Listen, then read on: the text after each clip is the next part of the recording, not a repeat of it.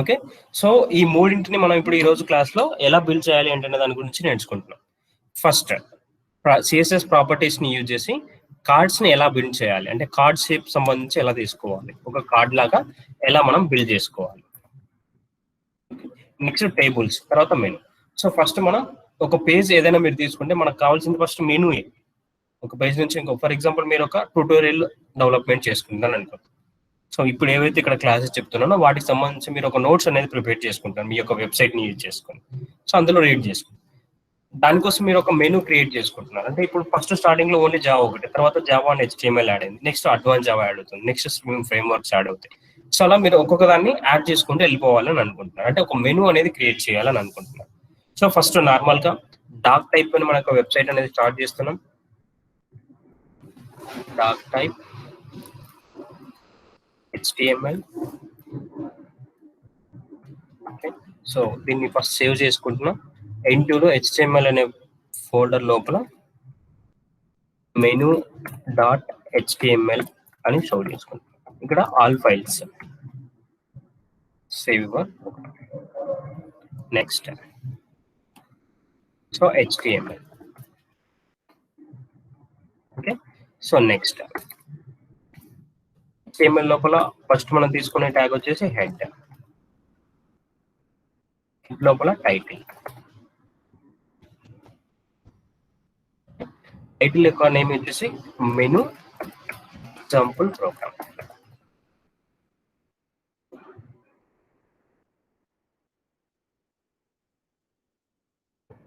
Next body tag.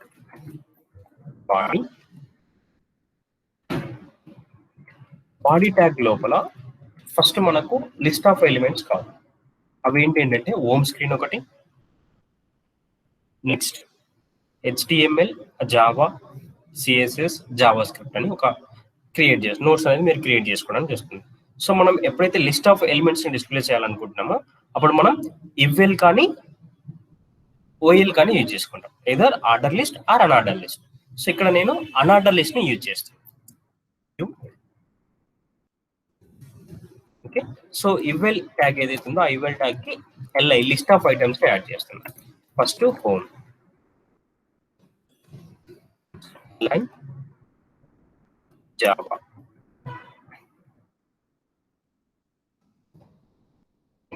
Line HTML,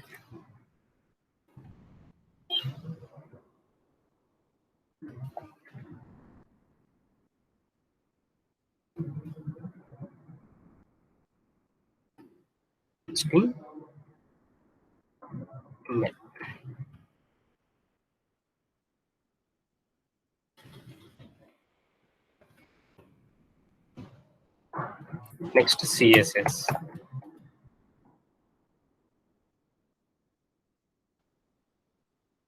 so ఇలా తీసుకుంటాం.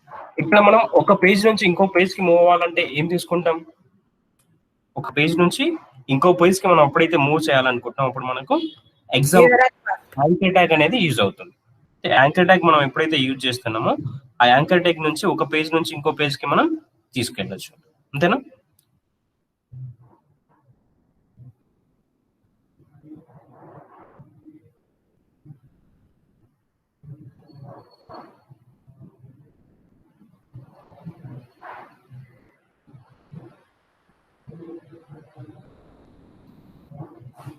So ఎప్పుడైతే మనం ఒక పేజ్ నుంచి ఇంకో పేజ్కి మూవ్ చేయాలనుకుంటున్నామో అప్పుడు మనం LIని యూజ్ చేసి చేసుకోవచ్చు, LI anchor tag. Okay, so plus మనకు అది హారిజాంటల్ గా ఉండాలా లిస్ట్, వర్టికల్ గా ఉండాలనేది కూడా మనం డిసైడ్ చేయొచ్చు CSS ప్రాపర్టీస్ ని యూజ్ చేసి. ఓకే, మీరు ఏదైతే లిస్ట్ యూజ్ చేస్తున్నారో ఆ యూజ్ చేస్తున్న లిస్ట్ ఐదర్ వర్టికల్ గా ఉండాలా, మీ యొక్క మెనూ అనేది హారిజాంటల్ గా ఉండాలి. సో డిసైడ్ చేసుకోవచ్చు. సో ఇప్పుడు మనకి ఎలా వస్తుంది, వీటికి మీరు యాంకర్ ట్యాగ్స్ కూడా యూజ్ చేశారనుకోండి. Anchor tag reference is equal to ఇక్కడ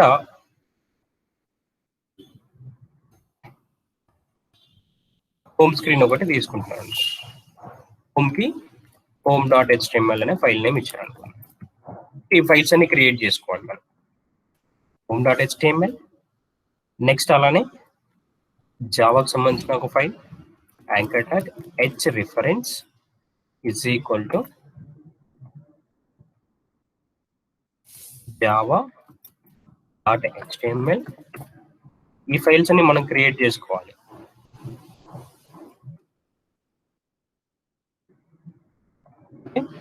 next anchor tag h reference html1 dot అక్కడ html కన్ఫ్యూజ్ లేకుండా html.1.html అని ఇస్తాం. Okay, html.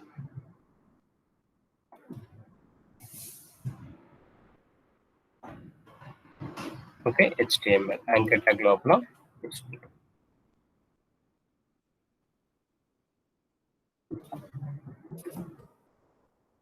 Next h reference is equal to css1.html. Okay, so ఇప్పుడు మీకు అన్ని కూడా సిఎస్ఎస్ అంటే జస్ట్ ఓన్లీ ఒక పేజ్ నుంచి ఇంకో పేజ్కి మూవ్ అవడానికి అంత లిస్ట్ అంతా రెడీగా అయింది. ఏం డిస్ప్లే చేయాలన్న లిస్ట్ మీకు రెడీ అయింది. సో ఫస్ట్ మనం దీన్ని ఇక్కడ రన్ చేద్దాం.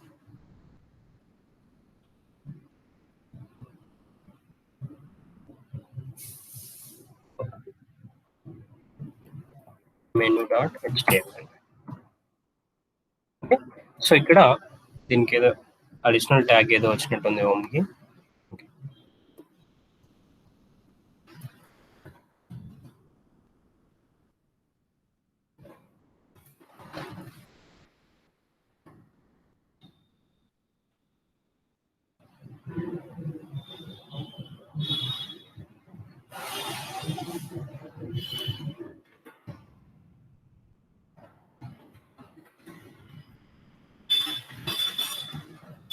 క్లోజ్ మిస్ అయింది.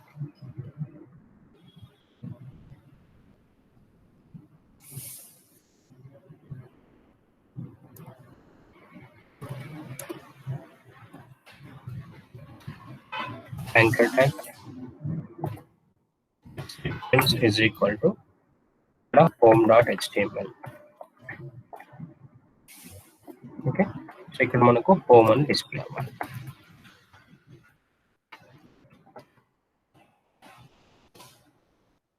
సో ఇలా వస్తుంది. ఇప్పుడు ఏ పేజ్ మీద క్లిక్ చేస్తే ఆ పేజ్కి మనకు మూవ్ అవుతుంది, అంతేనా?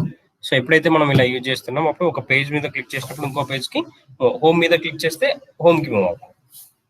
సో ఇప్పుడు ప్రజెంట్ ఫైల్స్ అనేవి లేవు కాబట్టి మనకు అలా డిస్ప్లే అవుతుంది. ఓకే, నెక్స్ట్ ఇప్పుడు వర్టికల్గా డిస్ప్లే అవుతున్న వాటిని ఫస్ట్ నేను హారిజాంటల్గా డిస్ప్లే చేసుకోవాలి.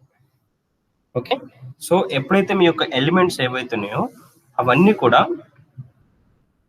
మీరు వర్టికల్గా ఉన్న వాటిని హారిజాంటల్గా డిస్ప్లే చేసుకోవాలని అనుకుంటే, ఓకే, డిస్ప్లే ఇన్లైన్ అనేది అట్రిబ్యూట్ని యూజ్ చేసుకోవాలి.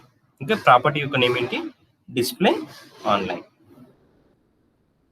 డిస్ప్లే ఇన్లైన్ అనే ప్రాపర్టీని మీరు యూజ్ చేసుకోవాలి. First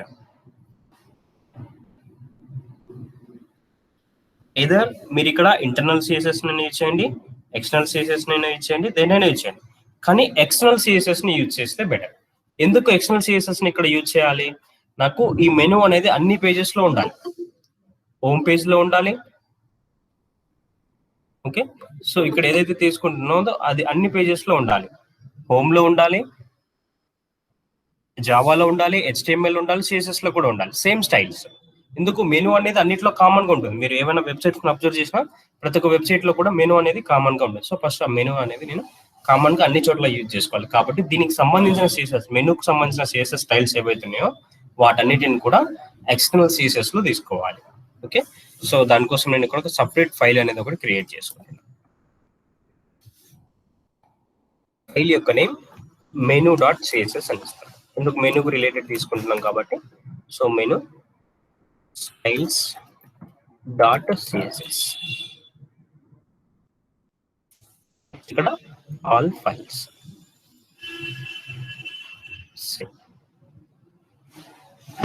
okay, menu styles.css. First మెనూకి సంబంధించి ఫస్ట్ మనం ఒకే లైన్ కి తీసుకుని రావాలి. అంటే లిస్ట్ లో ఏవైతే ఉన్నాయో అవన్నీ కూడా ఫస్ట్ మనం ఒకే లైన్ కి తీసుకుని రావాలి. ఓకే, సో దానికి మీరు ఏం చేయొచ్చు అని అంటే డిస్ప్లే ఇన్లైన్ బ్యాక్ అని తీసుకుని రావచ్చు.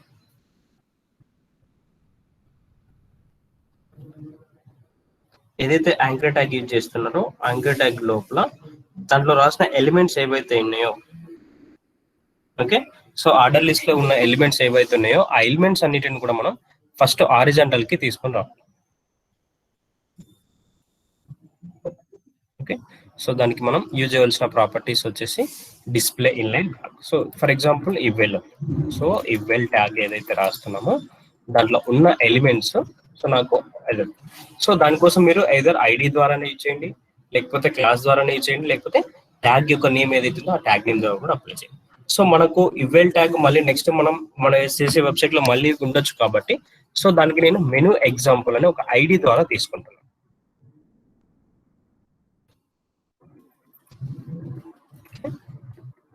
ఐడి యొక్క నేమ్ మెనూ ఎగ్జాంపుల్. ఇంట్లో ఫస్ట్ నాకు బ్యాక్గ్రౌండ్ కావాలి.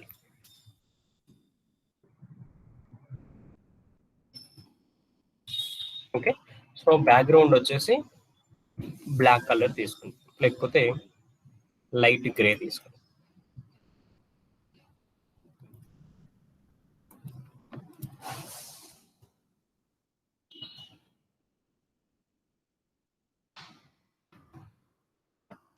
దాంట్లో వచ్చే టెక్స్ట్ ఏదైతే ఉందో ఆ టెక్స్ట్ యొక్క కలర్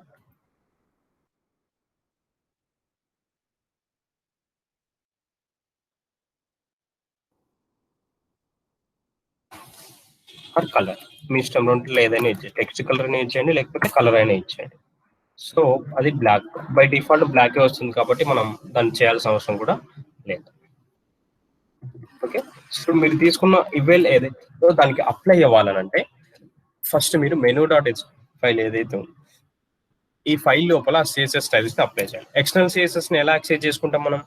లింక్ అనే ట్యాగ్ ఏదైతే ఉందో ఆ లింక్ అనే ట్యాగ్ ని యూజ్ చేసి చేసుకుంటాం. Link H reference is equal to ఇక్కడ ఫైల్ యొక్క నేమ్ ఏంటి? Menu styles dot CSS.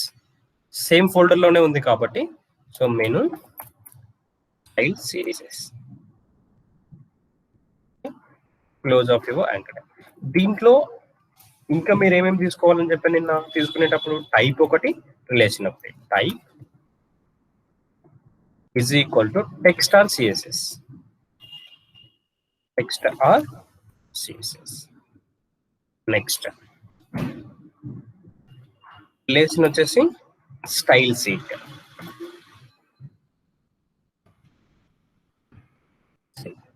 Okay, so ఇప్పుడు ఒకసారి మళ్ళీ రీఫ్రెష్ చేయండి, అది అప్లై అయింది లేదా ఒకసారి చూడండి. అప్లై అవ్వలేదు ఎందుకు?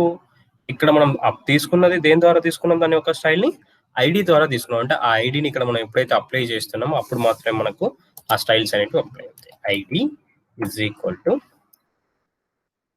Menu example.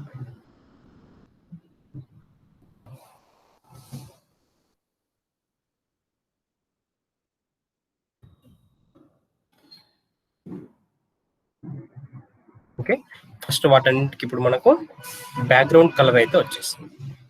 Okay, so next నాకు ఈ లిస్ట్ లో బుల్లెట్ పాయింట్స్ ఏవైతే వస్తున్నా ఆ బుల్లెట్ పాయింట్స్ రిమూవ్ చేయాలి.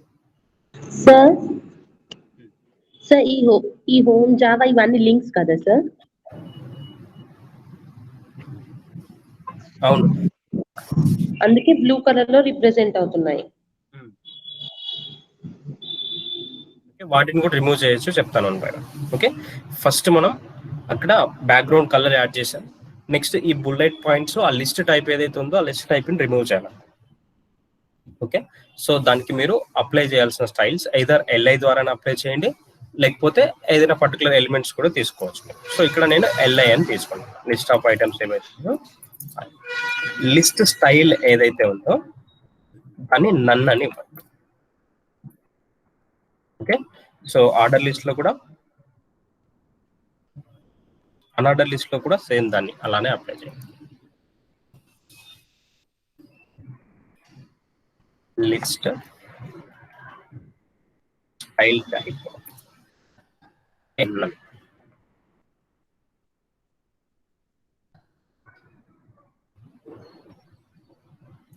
సో ఇప్పుడు మీకు ఆ బుల్లెట్ పాయింట్స్ అనేటివి రిమూవ్ అయిపోయాయి. నెక్స్ట్ ఇప్పుడు మీకు కావాల్సింది ఏంటి, ఒకే లైన్ లో ఇవన్నీ రావాలి. ఓకే, సో ఒకదాని పక్కన ఒకటి దాని పక్కన ఒకటి రావాలి. డిస్ప్లే ఇన్లైన్,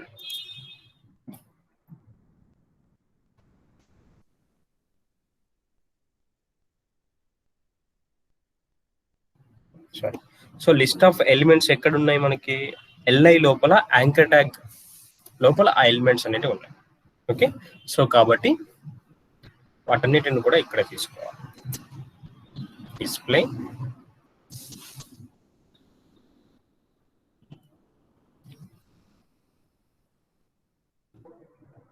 ఇన్లైన్,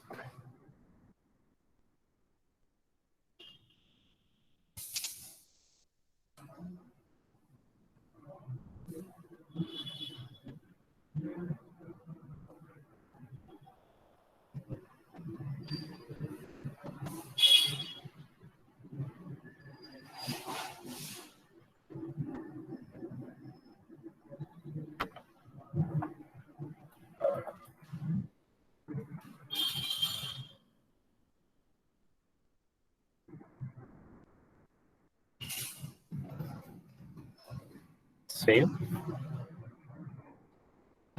అవన్నీ కూడా ఇప్పుడు మనకు ఒకే లైన్ లో వస్తున్నాయి. డిస్ప్లే ఇన్లైన్ బ్లాక్ అని ఎప్పుడైతే తీసుకున్నామో అవన్నీ కూడా ఇలా వస్తున్నాయి. సో మీరు డిస్ప్లే ఇన్లైన్ అని తీసుకున్నా సేమ్ అది అట్లానే వస్తుంది, ఒకే లైన్ లో వస్తుంది. నెక్స్ట్ ఇప్పుడు యాంకర్ ట్యాగ్ ఏదైతే ఉందో యాంకర్ ట్యాగ్ ఇక్కడ blue colour and under line తో వస్తుంది. సో దాన్ని కూడా మీరు రిమూవ్ చేయాలని అనుకుంటున్నారు. ఓకే, సో యాంకర్ ట్యాగ్ ఏదైతే ఉందో ఆ యాంకర్ ట్యాగ్ తీసుకొని దానికి మీరు ఇక్కడ టెక్స్ట్ డెకరేషన్ నన్ అని తీసుకోండి.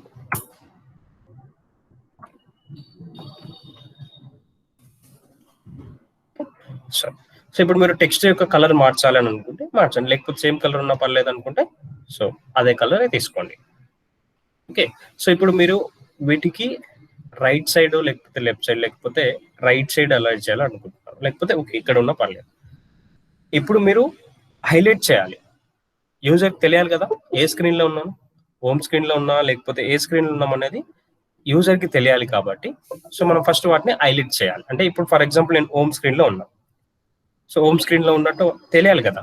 సో కాబట్టి హోమ్ స్క్రీన్ కి సంబంధించిన బ్యాక్గ్రౌండ్ యాక్టివ్ కలర్ ఏదైతే ఉందో అదంతా కూడా డిఫరెంట్, అంటే దీని కలర్ ని చేంజ్ చేస్తున్నాం.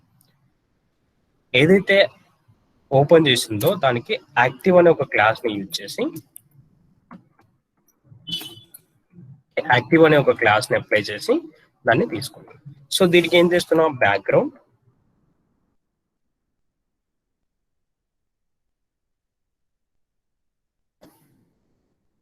సో బ్యాక్గ్రౌండ్ గ్రీన్ కలర్ ఇచ్చేసి నెక్స్ట్ కలర్ వైట్ ఇస్తాం.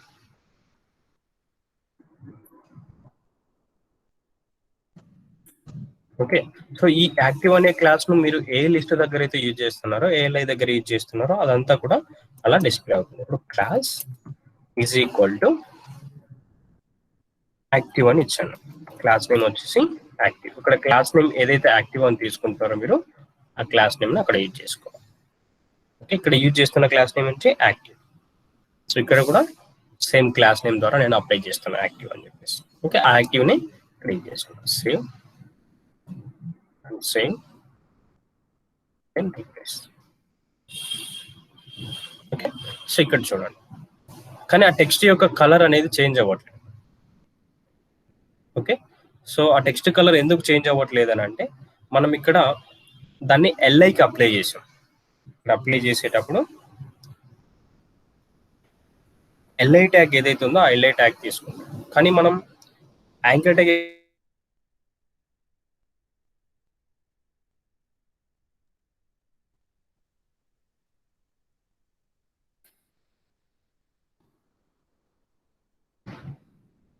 సో యాంకర్ ట్యాగ్ ఎప్పుడు అప్లై చేస్తున్నారు అప్పుడు మనకు హైలైట్ అవుతుంది, కానీ అంత లుకింగ్ అనేది నీట్ గా లేదు. కొంచెం ప్యాడింగ్ కానీ మార్జిన్ కానీ ఇస్తే సో అప్పుడు మనకు నీట్ గా కనపడుతుంది. సో ఇప్పుడు ఫర్ ఎగ్జాంపుల్ ఏవైతే ఎలిమెంట్స్ ఉన్నాయో ఈ యాంకర్ ట్యాగ్ కు అంటే ఎల్ఐ ఎలిమెంట్స్ ఏవైతున్నాయో ఒక ఎల్ఐ ఎలిమెంట్ కి ఇంకొక ఎల్ఐ ఎలిమెంట్ కొంత మార్జిన్ అనేది ఇస్తుంది. ఎల్ఐ ఎలిమెంట్స్ ఏవైతున్నాయో వాటికి మార్జిన్ ఆఫ్ ప్యాడింగ్.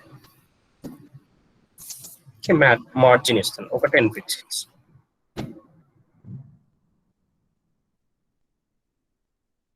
సో ఆ డిఫరెన్స్ అంటే స్పేస్ అనేది ఎక్కువ అయిపోతుంది.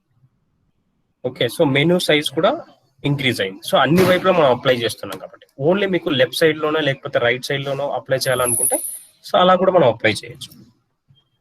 Only left. So next only right కావాలి. Margin right 10 pixels.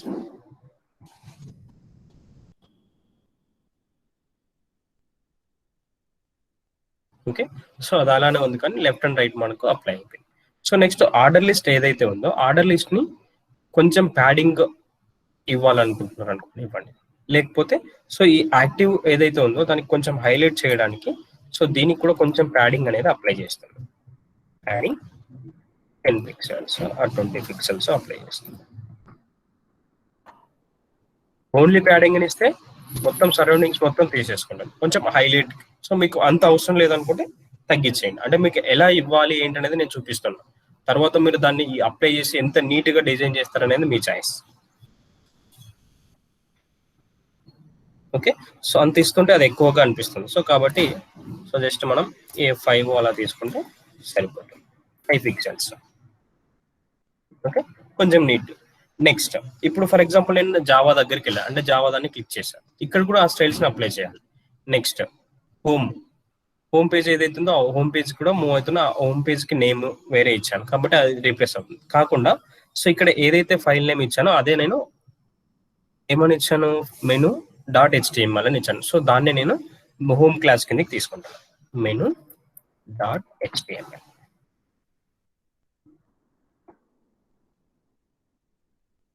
సో మీరు అక్కడ ఏం రాస్తున్నారు అది ఇంపార్టెంట్ కాదు. ఈ హెచ్ రిఫరెన్స్ లో ఏ క్లాస్ యొక్క ఏ ఫైల్ యొక్క నేమ్ రాస్తున్నారో ఏ ఫైల్ యొక్క పాత్ రాస్తున్నారో ఆ పాత్ కి మూవ్ అయిపోతుంది.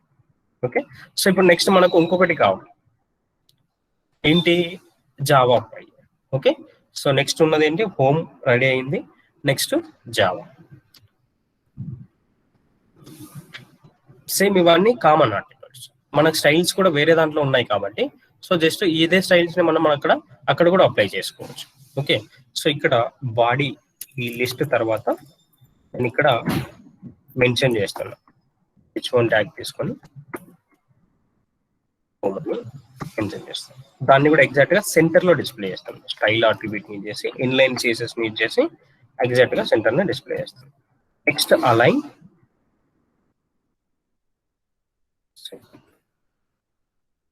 ఓకే, నెక్స్ట్ అలైన్ సెంటర్ అంటే ఎగ్జాక్ట్ గా అది సెంటర్కి వచ్చేస్తుంది.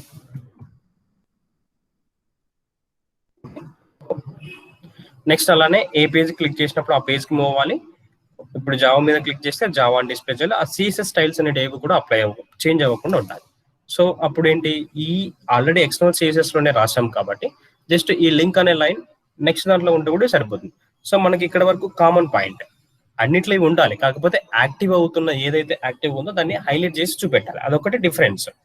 కాబట్టి సో దానికి మనం ఇక్కడ ఏం చేయొచ్చు అని అంటే జస్ట్ యాజ్ ఇట్ ఈస్ గా కాపీ చేసుకొని ఇంకో ఫైల్ క్రియేట్ చేస్తాను. ఫైల్ ని సేవ్ చేసుకునేటప్పుడు ఇక్కడ మనకు డిస్ప్లే అవ్వాల్సింది ఏంటి, జావా అని డిస్ప్లే అవ్వాలి. ఓకే, నెక్స్ట్ యాక్టివ్ గా ఉండాల్సింది ఏంటి, ఇంతకుముందు హోమ్ స్క్రీన్ లో ఉన్నాం కాబట్టి హోమ్ ని యాక్టివ్ చేసాం. నెక్స్ట్ ఏది యాక్టివ్ లో ఉంటుంది, జావా యాక్టివ్ లో ఉంటుంది కాబట్టి జావాకు ఆ క్లాస్ ని అప్లై చేయాలి. ఓకే, సో నెక్స్ట్ ఈ CSS style separate external CSS కాబట్టి డైరెక్ట్ గా ఆటోమేటిక్ ఇక్కడ అక్కడ ఉన్న CSS స్టైల్స్ ఏవైతున్నాయో ఆ స్టైల్స్ అన్ని ఇక్కడ కూడా రిఫ్లెక్ట్ అవుతాయి, ప్రాబ్లం లేదు. సేమ్ java.ht ఆల్రెడీ HTML అని కింద వస్తుంది కాబట్టి సేవ్ యాజ్ టైప్ మళ్ళీ మీరు .html అని రాయాల్సి ఉంది, డైరెక్ట్ గా HTML అని సేవ్ చేసుకోవచ్చు.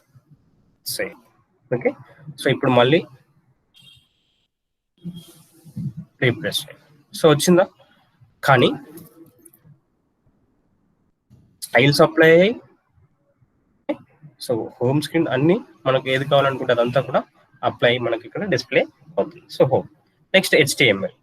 ఓకే, HTML పేజ్ లేదు కాబట్టి your file was not found వస్తుంది. ఒకవేళ HTML ఫైల్ కూడా మనం క్రియేట్ చేస్తే సో HTML ఫైల్ కూడా మళ్ళీ మనకు వస్తుంది.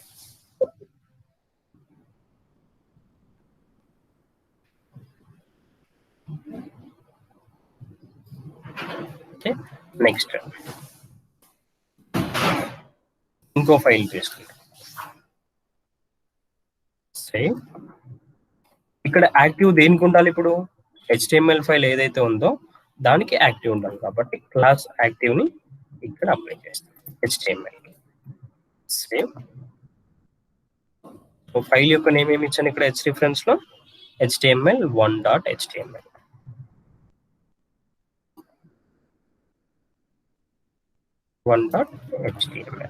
సో ఆల్రెడీ ఇక్కడ కింద HTML సేవర్స్ టైప్ HTML అని వచ్చింది కాబట్టి మళ్ళీ మనం సపరేట్గా ఇవ్వాల్సిన అవసరం లేదు.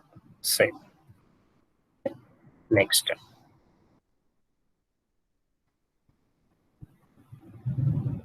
మళ్ళీ ఒకసారి రీప్లేస్ చేస్తాం. ఓకే, సో వచ్చింది. ఇప్పుడు మళ్ళీ HTML హైలైట్ అయింది కానీ టెక్స్ట్ అనేది జావా అనే డిస్ప్లే అవుతుంది. ఎందుకు అని అంటే సో ఇక్కడ ఆల్రెడీ మనం ఇచ్చిన టెక్స్ట్ ఏదైతే ఉందో అక్కడ జావా అనేది కాబట్టి HTML.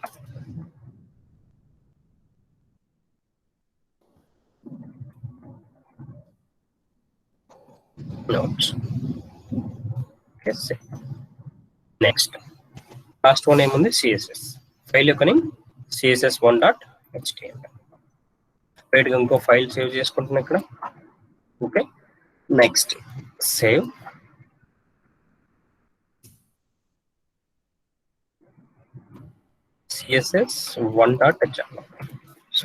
CSS1.html ఆల్రెడీ HTML వస్తుంది కాబట్టి ఎక్స్టెన్షన్ మళ్ళీ మనం ప్రత్యేకంగా సేవ్ చేసుకోవాల్సిన అవసరం లేదు. సేవ్. ఓకే, సో మళ్ళీ దాన్ని కూడా ఒకసారి రీప్లేస్. ఓకే, సో ఆ HTML CSS కానీ HTML నోట్స్ అని వస్తుంది ప్లస్ CSS అనేది హైలైట్ అవ్వలేదు. ఎందుకు హైలైట్ అవ్వలేదు? ఇక్కడ మనం ఏదైతే తీసుకుంటున్నామో ఆ యాక్టివ్ క్లాస్ ని CSS కి అప్లై చేయాలి. Okay, save. నెక్స్ట్ ఇక్కడ CSS notes. Save. Okay, CSS notes. ఇప్పుడు హోమ్ ని క్లిక్ చేస్తున్నా, హోమ్ పేజ్ వస్తుంది. జావాని క్లిక్ చేస్తున్నా, జావా వస్తుంది. HTML క్లిక్ చేస్తున్నా, HTML. CSS ని క్లిక్ చేస్తున్నా, CSS.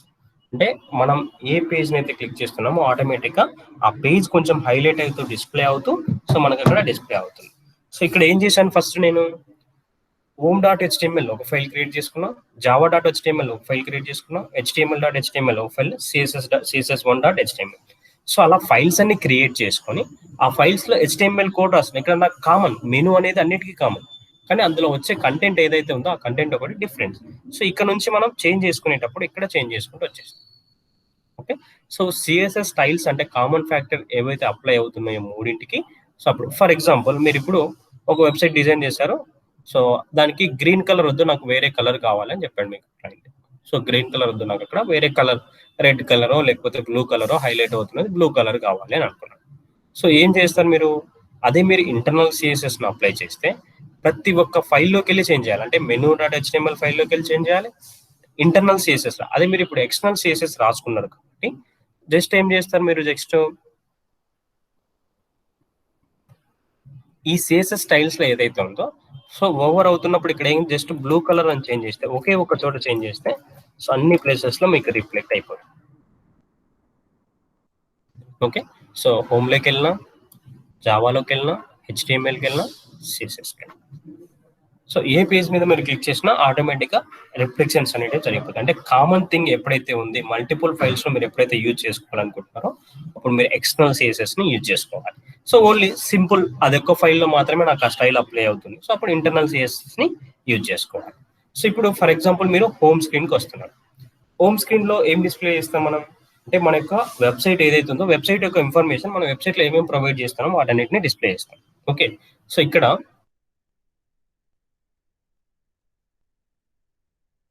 వాటిని ఒక కార్డ్ షేప్ లో చేసి డిస్ప్లే చేయాలి. ఓకే, సో మెనూలో ఇంకెవరికైనా డౌట్స్ ఉన్నాయా? మెనూ ఎలా చేయాలి అంటే అనేది?